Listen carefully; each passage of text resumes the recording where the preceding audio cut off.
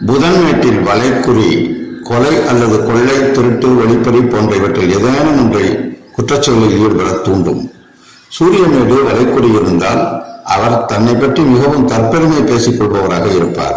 சனிமேட்டில் வலைக்குறி தென்படும் காலத்திலோ அல்லது அவருக்கு பிறந்தது முதல் சனிமேட்டில் வலைக்குறி தென்பட்டாலோ அவரது ஜாதகப்படி உரிய தசாபுக்தி அந்தர காலத்திலாவது அவர் சிறைவாசம் கட்டாயம் செல்வார். குருமேட்டில் வலைக்குறி இருந்தால் அவர் எதிலும் முன்னேற்றமில்லாத நிலையை கொண்டிருப்பார்.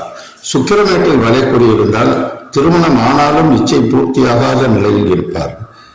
சந்திரமேட்டில் வலைக்குறி இருந்தால் சிறுநீர் சம்பந்தமான நோய் ஏற்படலாம் அல்லது நரம்பு தளர்ச்சி, ஹிஸ்டீரியா, புத்தி பேதரிப்பு போன்ற நோய்களில் ஏதேனும் ஒன்று ஏற்படலாம்.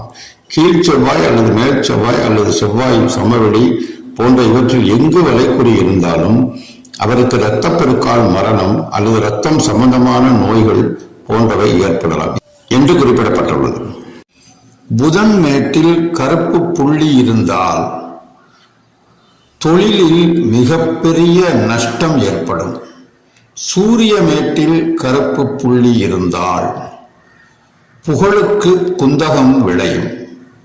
சனி மேட்டில் கருப்பு புள்ளி இருந்தால் மரணத்திற்கொப்பான கண்டம் நிகழலாம்.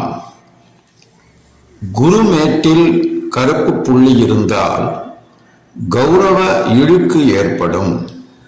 சுக்கிரமேட்டில் கருப்பு புள்ளி இருந்தால் குடும்பத்தில் சச்சரவு, பிரிவினை, மிகப்பெரிய வில்லங்க விவகாரங்கள் குடும்பத்திற்குள் ஏற்பட வாய்ப்பிருக்கு. அதாவது கணவன் என்றால் மனைவியோடோ அல்லது மனைவி என்றால் கணவனோடோ ஏற்படும். இதுவே கருப்பு புள்ளியின் அடையாளங்களின் பலன்கள். விதிரேகை என்பது கங்கண ரேகை தொட்டு சனி மேட்டை நோக்கி ஆயுள் ரேகையின் அருகாமையில் செங்குத்தாய் நீண்டு செல்வதாகும்.